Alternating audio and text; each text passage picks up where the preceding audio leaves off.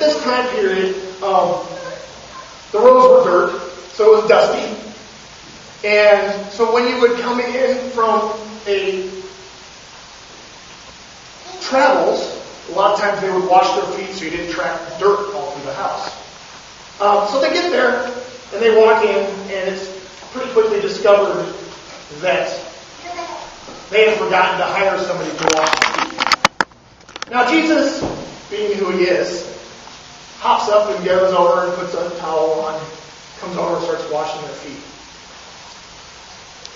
And does the chore by himself. Now, as a child, I remember getting stuck with chores that my siblings didn't have to help with. Right? And that's not, well, how come they're not doing, that's not fair. Right? But Jesus comes over, washes their feet, takes care of what needs to be done, never a complaint. While they're there, he has a little information for them. He talks to them about how things are going to be changing soon. He even informs a couple of people that they're going to do things to him. Peter and Judas, right? Before the night cock crows, you will deny me 3 times. One in this company will deny me with a kiss. These are 2 very interesting, kind of separate stories here. Judas, who comes up and says, I am the type of person that will do whatever it takes to achieve my goals. Some of us have met those people. The people that, doesn't matter if it's right or wrong, does it get me to the point I want to get to? This is Judas' personality. Judas wanted Jesus to come out and say, hey, I'm the king, and take over and throw out the Romans. That's what his thought process was. And if they come and start to take him, he'll fight back, and then they will finally get what I think is going to happen. Peter, on the other hand, Peter's sitting on the fence. Like a lot of us. Like myself at times in my life. Sitting on the fence. We want to believe. We think we believe. But when that hard question comes, hey, you're with this person. We go, right? There's a big difference in how they handled this situation in the long run.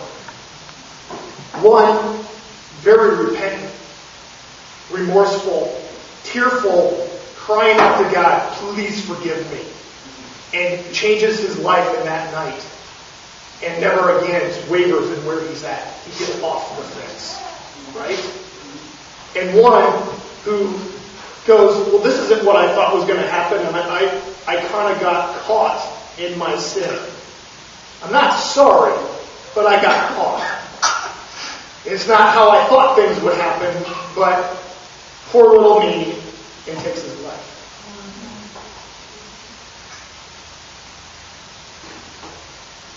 It's very unique in that situation.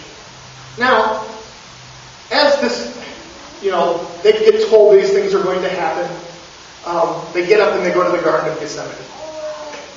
Now, how many of you have had to pray all night? Okay? Me personally, when you hear the story, you're like, how could they not stay up with it, pray with it? You say that until that time happens when you get to pray all night. It's a lot harder than it sounds. I've been, no coffee.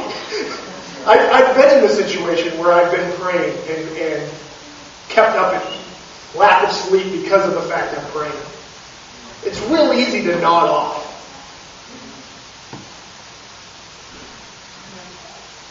And when you wake back up, you're like, I was supposed to be praying. And you go back to praying, and then you nod off again. One of the things that's very unique about this situation is Jesus had the power in the Garden of Gethsemane to say, you know what, God, I'm done. I can't take this. He said, if there's any other way, let it be so. But not my will, but yours be done. Right? Giving up of self, again, for others. They take him with Judas' kiss. They go and they accuse him. They torture him. With the conversation earlier, how many of you have been blamed for something you didn't do? And how did you do it? Did you answer with not a word? Or did you go, that's not fair, hey, right? He answered not a word. He allowed himself to be taken, to be mocked, to be tortured. They kept repeating to him multiple different times through different people, he can save others, but for some reason he won't save himself.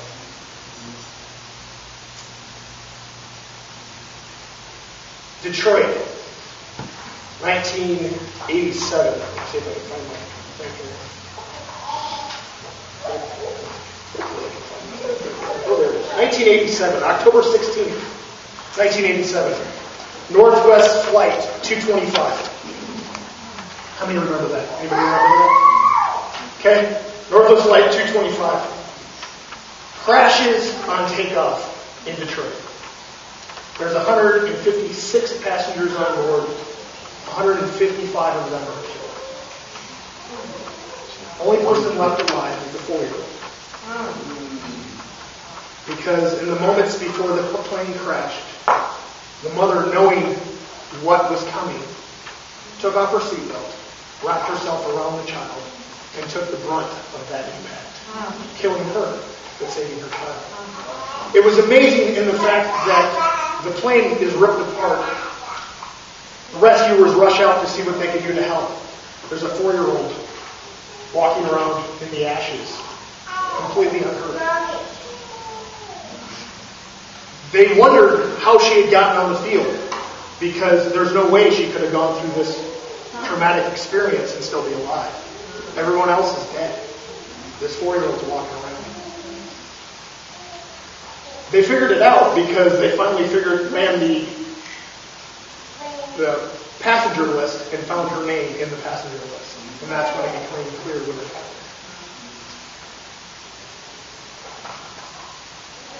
The mother's name was Paula. She had protected her child by wrapping herself around her child. That's what this crucifixion did for us. Jesus came down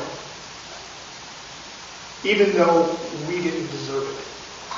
Even though it says sin to God is, he wants to throw it up. The actual translation is throw up out of his mouth. Jesus came down, lived the life that we could not live. And then wrapped himself around our sin, around our lives. And allowed himself to be killed. I'm glad he didn't say, that's unfair.